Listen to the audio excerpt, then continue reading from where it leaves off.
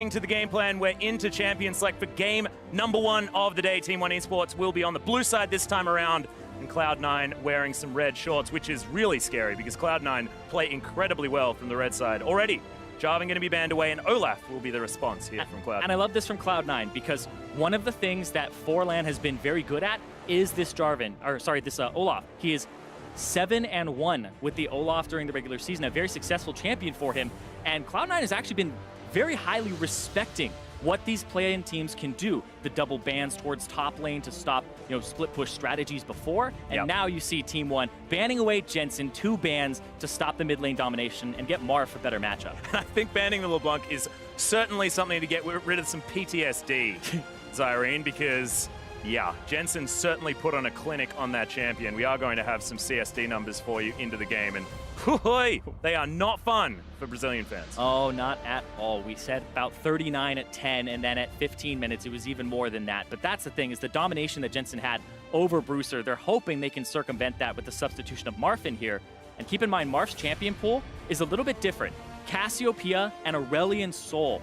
These are the 2 champions that really stick out in his champion pool, and we'll see if he's able to play something like that against Jensen and find success. Well, it is going to be the Xayah picked up and taken away from Sneaky. Of course, 100% of his games here at the play-ins have been on that champion. Now C9 looking to try and split up the Lovers duo. They might be having a tiff across Rift now, Zyrene, which is something you definitely do not want happening, as Contract's now thinking about what his pick is going to be. But I do like that starting pick, because if something's been working for a team, you got to try and change that up, try and get them on a different foot. Of course, Sneaky does have that Tristana to go to that he's looked so incredibly good on. Yeah, the Tristana is what comes to mind, but Xayah right now seems to be the prime AD carry. I believe she is taken most commonly yesterday as a #1 pick from either blue or red side. Very high priority on this champion that has self-peel, a lot of damage, and I love her build. The fact that you go for an Infinity Edge type item, or you go Essence Reaver first, Static Shift for wave clear, and then you get to double back and don't have to go for a second attack speed item. You go for more crit because her W gives her movement speed, extra damage, all the works that you would want on an AD carry. So she does a deceptive amount of damage at a 2-3 item spike. Also makes her 3 item spike completely disgusting as far as damage is concerned, with all that extra CDR that you pick up from the Essence Reaver, not to mention above 50% crit. But the Alistar has finally made its way through. We've seen this on the ban list so many times. And that is going to be Xayah Alistar picked up. So the engage potential is massive, now augmented with the Elise for Forlan. And this is a massive change from what he's been doing. This is much more meta. It's been Nidalee and Jax for this guy the last 2 times. And I'm glad that we're seeing him go back to something that has been in the jungle throughout 2017. Didn't even mention the fact that Impact has picked up the Cho'Gath, unless Contracts wants to be playing that one in the jungle. Yeah, most likely for Impact in the top, and the Tristana feels like what they would pick here, yes. So we'll go back and talk about Team oNe Esports. The Alistar has been banned away quite a bit in the second round for a lot of teams, but hasn't made it through on a lot of people's priorities. It is a pretty good pick into Rakan. You have kind of a neutral laning phase, and later, because of some of the Rakan nerfs, the hitbox size, etc., you can actually get a headbutt onto his ultimate and not get charmed now yourself while you hit him away. So there's some nice little interactions here that can happen to disrupt Smoothie. Not to mention the fact that now Redbert can get around the map. We talk about Team One as having a chaotic style, and being able to follow an Elise around, get this gank duo happening. It means that the solo lanes that we haven't yet seen could possibly get some work done in the hands of Vert and Marth. But the Lucian is going to be taken out of Marth's playbook. Of course, wasn't one of the champions that he played in the regular season. Yeah, Bruiser was known as the Lucian player, so this substitution may have actually thrown Cloud9 off a little bit, but they do still throw the 2 bans they had previously with the Trundle and the Mundo, respecting Vert in the top lane so he doesn't get as easy of a 1-3-1. Gnar jumps to mind, though. Yeah, exactly. And Trundle, of course, giving away the fact that Impact will probably be playing that super tank towards the top side, not wanting to give that Subjugate some extra oomph.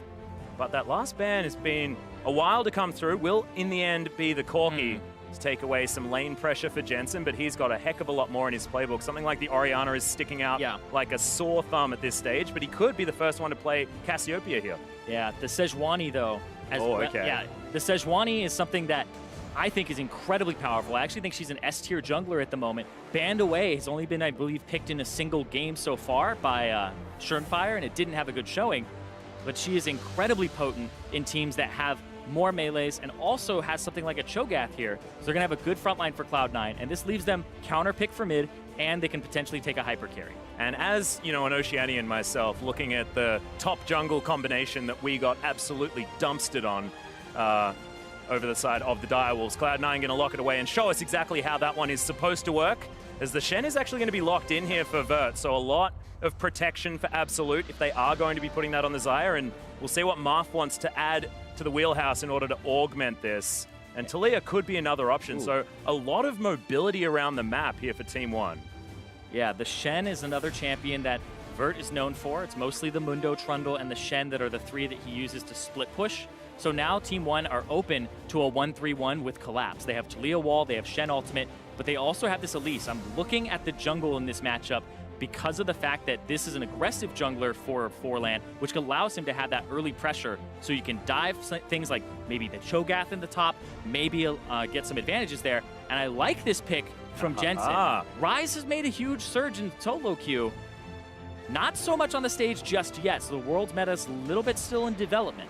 Yeah, we have seen it once so far here in the play-ins, and we know sort of by whispers about scrims that Ryze has been considered a counterpick to some of these matchups. Jensen thinking that Taliyah could be one of those options, and certainly the single target lockdown CC that they now have is despicable. You get that Rune Prison, follow it up with some Permafrost. C9's mid-jungle combo is going to be really, really frightening, and that's what happens every game, Cyrene. We always get contracts hanging out with Jensen. These guys are the Bash Brothers, and it's going to be hard for Marth to keep himself safe. However, you know, Taliyah has been safe.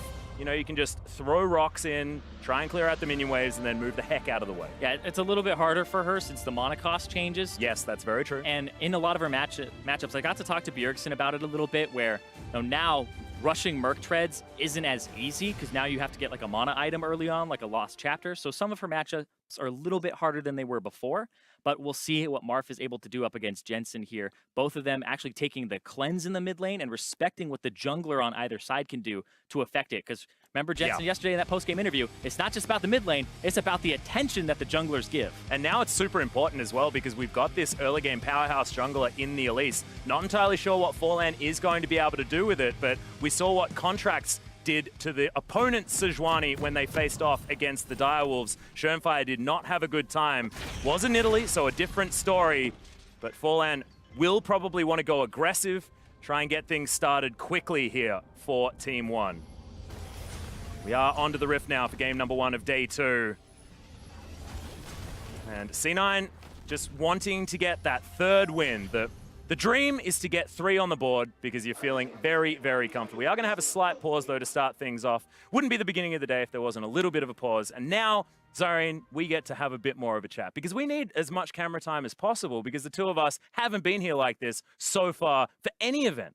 Oh, so glad. I feel like we could just keep this for a while and just have a chat. Do I have to say anything? I mean, like, just know. let it sit? No, but I feel like for these two teams, let's talk about these teams really quickly because I feel like Team 1, I really just think that the Brazilian fans have kind of been against them because this is not the Pain Gaming, this is not the INTZ, right? And now they're coming out and they're 0-2 at the start. I want to see more punch from them. I want to see more fight. I want to see this aggressive play here. And they have some proactivity built into this composition. You have the Elise that can dive the turrets. You have the Shen that when you hit level 6, I don't want to see the reactive ultis. I want to see the proactive ultis. And then they have the Alistar. There is a lot here for Team 1 Esports to push Cloud9 in and provide pressure. And I think that proactivity is king in League of Legends. If you are the one making the moves, typically you will come out on top or have a higher percentage chance in that play to come out on top. And also, I mean, if you think about teams that haven't necessarily been as successful or had as much experience, things like that, having a team that can snowball early is much easier than having these slow grind out teams that need to get going, that need to not make mistakes as the game goes on. So having all of these options in the early game is fantastic. Plus, this composition looks legit. This looks like something that we've seen before. It's not like one of these double AD carry, double Ardent Sensor compositions. It's not like the Fiora Jax, things like that. Doesn't seem to be a gimmick involved with what Team 1 Esports have put together. It's just a lot of early game pressure, a lot of engage potential as well, and the roaming power that Redbird is going to have will be very, very important moving forward. So back into the game, we'll see whether they can actually make that happen, because we can say all these things, yes, but it still needs to work. It comes down to execution, who's going where, what the junglers are doing. That's why I want to watch them closely, because when I look at this at face value, I feel like one has winning top lane, especially when the Shen is taking Fervor against the Cho'Gath. Then they have a winning bottom lane, and they have a winning jungle here. So C9 have to do things like this to track the jungle early, or else they're going to be off to a disadvantage right from the get-go. Okay. Unfortunately, we didn't have Redbird give anyone the cowbell, so I feel like everyone's probably looking forward to that. C9 not going to be as intimidated now. He had the opportunity, decided not to do it. Contract's looking like he's going to start on his blue side. Red side starts. So same side of the jungle here. We could have our junglers meeting towards the top side potentially. See whether that's going to be enough. Of course, having this tank matchup top side does mean that Forlan will be in a little bit more of an optimal position if they want to get a kill up there. Let's see what his route ends up going with here. They have a good idea of where he is because they know he didn't do red, and they just saw with Jensen pushing up in lane to try and get priority that Marth was kind of hanging around the Raptors and then used the Q. So they have an idea that the Elise is there or it was a fake leash. And now they see exactly where he is. Redbird just putting his face in it for the moment. Explosive shot going to come down, but of course has suffered a little bit of a nerf here on this patch, so absolutely not going to be as worried. Despite that, still going down to about half health. Yeah, it's interesting as well because it's a coin for the Alistar. Typically, we'll see the combat stats, we'll see the Relic Shield. I like that bank account. Yeah. Well, he's just trying to get that money. Yeah, you got to, man. Wouldn't really be an Ardent Sensor rush either. I've seen some Alistars go Relic Shield and then go into the Talisman of Ascension later for the movement speed. Oh, I like this from Marth. Already going aggressive in comparison to what we saw from Bruiser as well. Well, he does have the Elise on this side too, who's level 3. Gonna get in there on Jensen. Yeah, Repel is going to come down as the rep up is slowing Jensen. The flash goes forward. The Cocoon. Max range with the cleanse comes in. Forlan in trouble. Sub 100 health, and that's first blood for Jensen. Contract's in trouble, Marth. He wants it. Does he have the volley? No, he doesn't. And Cloud9 2-0 to start things off. By the skin of his teeth. Contracts gets away. Jensen gets the kill with the accuracy there and the Rise combos. But that, for Team 1, was an ideal situation to pick up something, and they get outplayed. Yeah, you have to look at that play and think that Team 1 had so much of an opportunity. It can't be that they're feeding or anything like this. We do now have a red buff on Jensen, which is a disaster for Team 1, but that could have gone either way. There were pixels, there were minute timings that really played a part, so I am definitely impressed with how Team 1 played it. It's just unfortunate that it went C9's way. Yeah, Forlan runs up in spider form and has to then use combo and then turn over to his human form to get the cocoon. If you are opening with something like that instead and you're getting your EWQ combo in human and then swapping, it's more damage, and that's what matters in these little skirmishes, is how much you can milk out of these fights. Well, Smoothie taking a lot of damage here. The trample from Redbird really doing some work. As of course, Rakan, not exactly known for his tankiness in the early game, especially when you take that coin to start things off. Contract's now slinking around as best a pig lady can do. Yeah, and once again, mid lane, mid lane, mid lane, mid lane. Elise is here, Sejuani is here. Surprise. Elise is here 2 seconds later, and now they're gonna try it again. There's the cocoon. Yeah, good movements forward, but it's not gonna be enough here for Marv. Jensen just moves his way in. That's gonna be an easy third kill for C9. Repel comes down, but there is not a lot of locations for him to go, and an easy double. Now Jensen already off to a flying start, 100% kill contribution, 3-0-1. This is a disaster in the making for Team 1 Esports. I feel like the repel there as well. That was something that you didn't have to do. It gave more time for Jensen to get cooldowns back. And this right here, we can see Contracts is literally just 2 seconds faster to the gank than the Elise is, and that's what makes the difference. If the Elise is there first, she'll get the combo onto Jensen, and then you have to outplay from there. But this is right from both of the sides. Yeah, I mean, you're just repelling to see your death for a little bit longer. There was no way he was getting out of there as Redbird. Nice double. Pulverize does come in. Not exactly kill damage here, but a lot of harassment going down. It's absolute full health feeling comfortable, just a little bit upset about how the rest of the map is going, because there's a 2,000 gold lead at 5 minutes for C9. Yeah, and it's off that mid lane. It's just 2-on-2 skirmishes, and the jungle mid of Cloud9, you can see, is just a little bit better in timing, a little bit better in that synergy, and that may even just be, you know, the repetitions that Marth has had in the lineup. He's actually played less games than Brewster. How much time has he had to synergize with Forlan? But Jensen and Contract's been playing together the whole split, the whole year, right? Contracts was brought on as a rookie and has kind of been, you know, a mid laner's favorite jungler, because Jensen's been able to kind of craft him into what they need. Contracts, exactly. Just following him around. Feels like how we used to talk about Maple and Carsey, you know? It's like they were almost the entirety of the Flash Wolves for about a season there. Yeah, and Contract's doing the same thing for Jensen, making him look like a god. But also, you think about the games yesterday where we were talking about C9 in a diverse style. Contracts played a full AD Rek'Sai, then he played things like the Nidalee, right? Yeah, so pretty now, full AP Nidalee as well. Showing the fact that he can play a diverse style, that Jensen can play things like this Rise, as well as the Sejuani for Contracts, and now he's going top again. This was once again something he did the other day, and now he's got Contracts and Jensen. They're just teaming up here. Yeah, Vert is in a lot of trouble. Moving out of the way as Jensen's just going to realm walk his way forward. Vert at least underneath the turret as he flashes his way forward. Now he has no way to dodge incoming CC. Impact does need to hit the ruptures. Yeah. But he could waste some time here. Buying time. That's what he's doing. He's going to go down, though. Yeah, Talia is going to be moving towards the bottom side to try and capitalize, but you can see C9 very intelligently just hanging out underneath their turret, not going to give them any space to work with. Vert does have his teleport, so he can get back up to that lane, but now 5-0 for C9. Yep. So much control. Yeah, but this Infernal Drake will go over because of the time that Vert was able to buy, and that blue buff's going to go over to Marth. So they're going to try to get something back in this mid lane, which has been an absolute disaster. Rise, Jensen also started with a Dark Seal. 8 stacks already for that damn thing. He's got so much AP that's been stacking up. And remember, the Rise buff was a 0.4 increase on the ratio of Rune Prison. Typically rises by tier into Catalyst, and you have no AP. So that buff doesn't even come online until later, but now you're already looking at a bonus of almost like 25 damage to what his W is doing on this patch versus before. Oh no, and they're just going to do it again. Realm Walk isn't available this time, but wasn't exactly necessary last time as well as Contracts. Just a last-minute ultimate to throw forward just to make everyone feel better, and an easy kill comes in for Impact, making it 6-0. Yeah, but it's 6 kills in 8 minutes. This is high tempo from Cloud9, countering the tempo that oNe had, or oNe was actually matching at the start. It just came down to the execution and the little decisions in the fight and leading up to the fight too.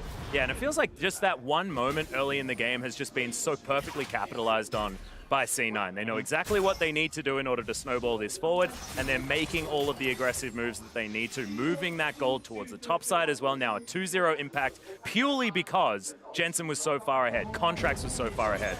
And is Sneaky going to be dead? No, he's not. Nah, he's actually been winning this lane by himself. Sneaky has been able to win this lane with Smoothie, just pretty much off of just the matchup, which you typically would say would go in favor of the Xayah with trading potential, but he's been able to just CS a little bit better without attention.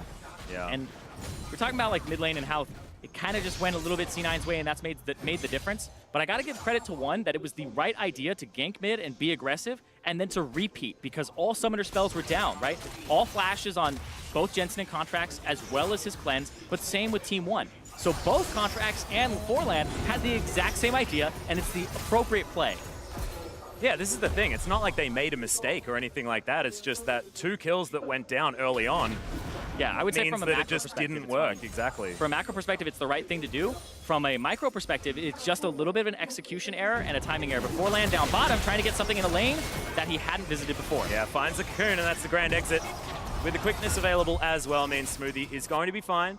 We'll have to go back to base, but it's another failed gank, unfortunately, there for Forlan, and all summoners still held on to. Yeah, turret race time. Oh, looking for Vert. We do have a Glacial Prison available, but Contracts decides not to throw it forward. Marth now looking for more, but they will just grab this first turret gold over for Team oNe Esports. So that will get them back within touching distance as far as money is concerned, but C9 still just happily scaling up. Remember, this is a Rise. He's going for his Rod of Ages. He's going for his Seraphs. Like, oh man, this is frightening, Zyrene. Yeah, the big difference here is when you look at what's happened in terms of the split map, look at the top side for Cloud9. They've warded up everything, but hold on. Sneaky's going to get out. Weird. Marth, though. That was like an extra boosted rocket jump as the flash does come out. Forlan finds nothing. He's going to get killed by the turret. Thankfully, he wasn't touched by anyone on the side of C9. And Team 1, once again, absolutely no joy for any of these gangs. Yeah, and they're going to get that top lane turret taken away from them, and Cloud9 are going to keep pushing. And what I was talking about is all of this vision that's near the blue buff of oNe, and Cloud9 have control of this quadrant. On the opposite side, Team 1 had exactly the same amount of control of Cloud9's jungle, but there are no wards that they placed there, no control wards. There were 3 wards in the inventory of Redbird, I believe, and he was able to put down a few, but most of them are being used in the lane to set up the previous gank, and they weren't able to advance their ward lines. So they actually have less control of the pressure points on the map. And right now it actually looks like they've got less champions on the map as well, because the inner turret falls on the top side. We've got this mid lane turret getting a lot of chip damage from Jensen.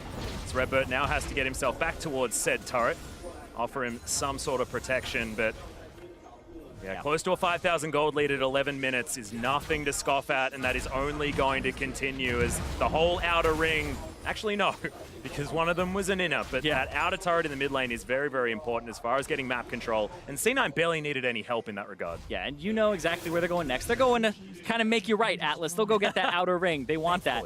But right here, once again, the mechanics come into play. The rocket jump. Outplay with the rocket jump. Mark comes in, and then Forlan with the flash forward.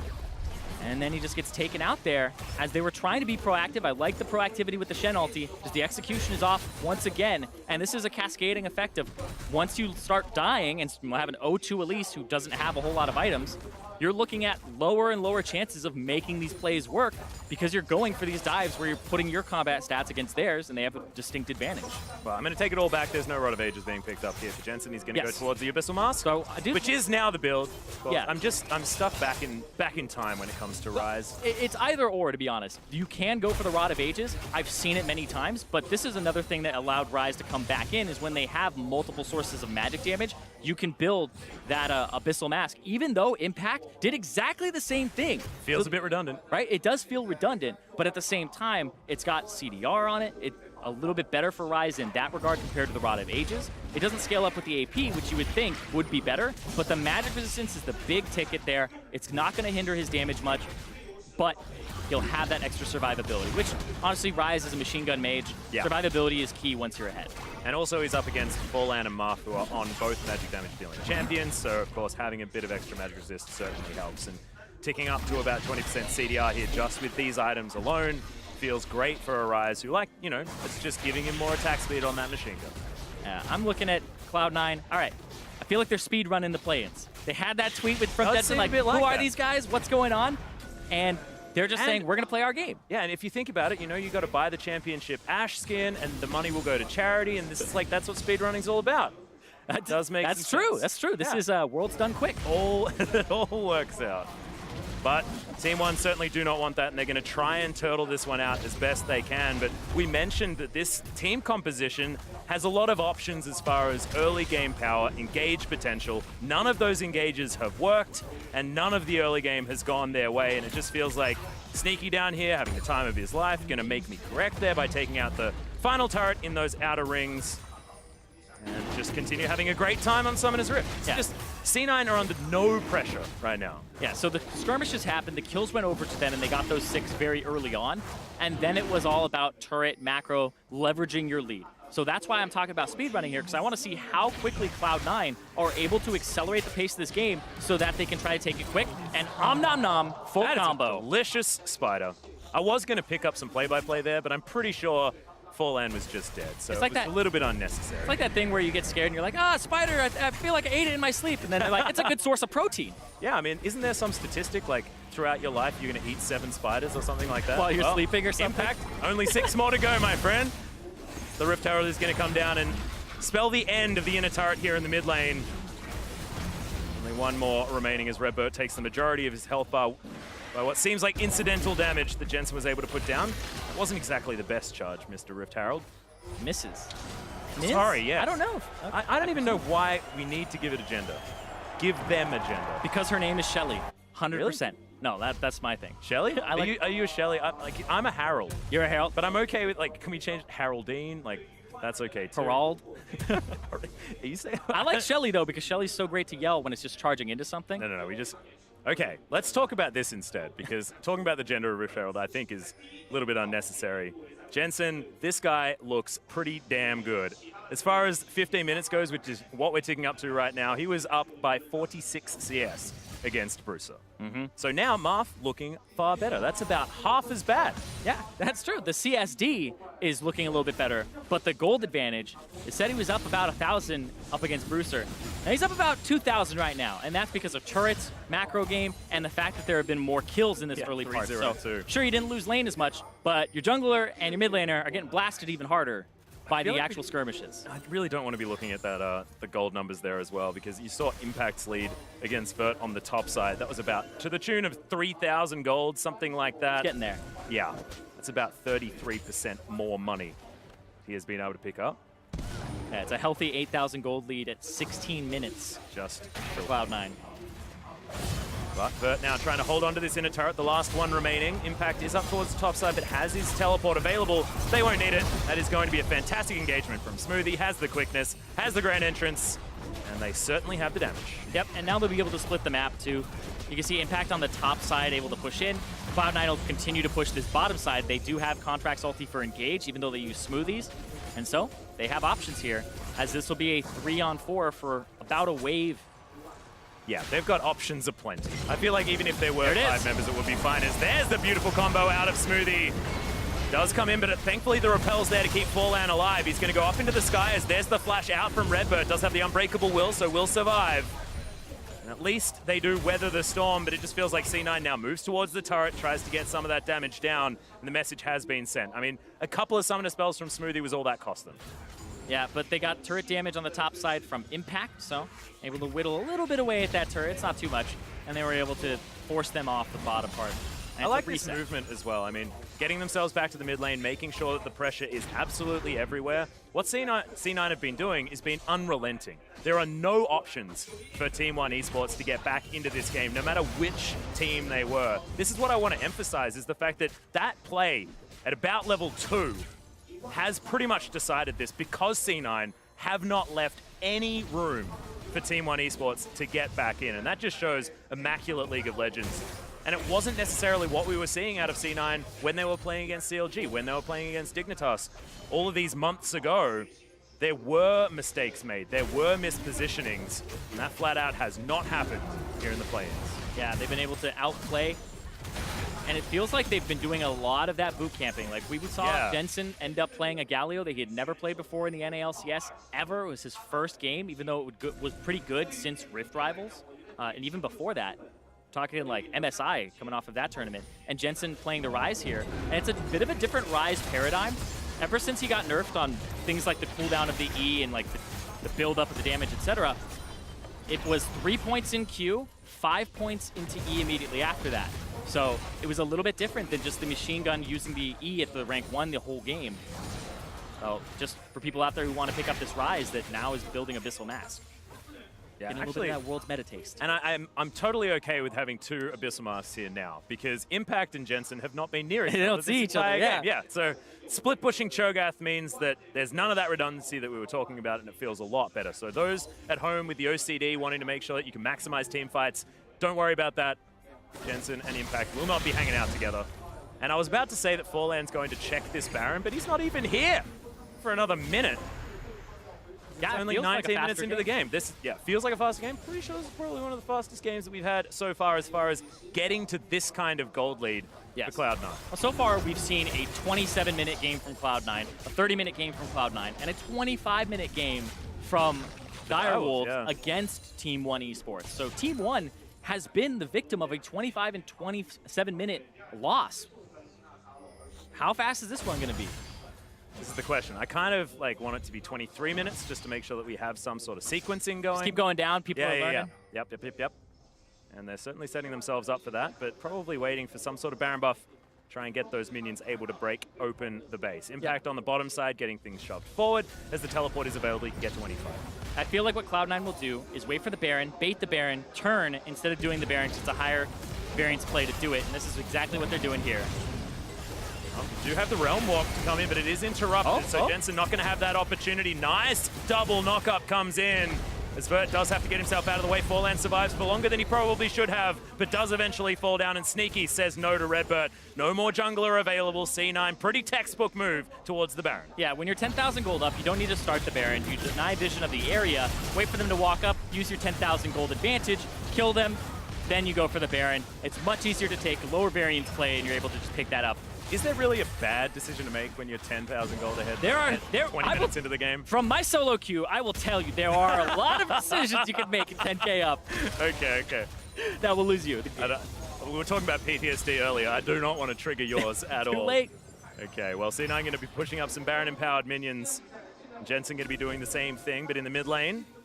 Just making sure we get these Abyssal Marks away from each other, and Sneaky turret pushing Queen herself, Tristana, will be helping him out, getting rid of this turret very, very quickly. Yes. Impact get to work on the inhibitor, but it looks like they don't even really care about that. They just want to open up this base as much as possible, give them some more room on the killing fields as they look to take down Team 1. 21 minutes now into the game, as this could be the final team fight moving forward.